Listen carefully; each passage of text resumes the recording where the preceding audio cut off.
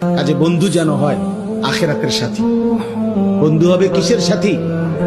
বন্ধু হবে আখিরাতের সাথী, বন্ধু হবে জান্নাতের সাথী, বন্ধু হবে নেক কাজের সাথী। ঠিক আছে ইনশাআল্লাহ? নেক কাজের।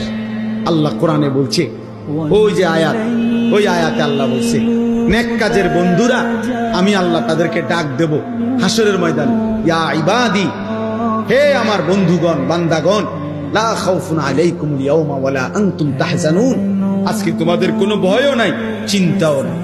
এরপরে আল্লাহ বলবে উদখুলুল জান্নাতা আনতুম ওয়া আজওয়াজুকুম তুহবারুন। বাহ!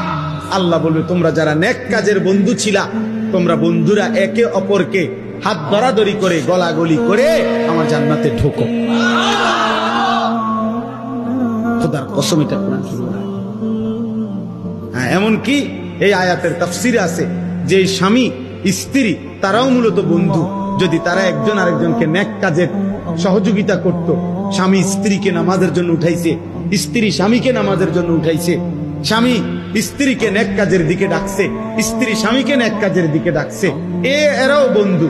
আল্লাহ তাআলা বলবেন এই স্বামী স্ত্রী তোমরাও খুশি খুশি গলাগলি করে হাত ধরাধরি করে তোমরা জান্নাতে ঢোকো।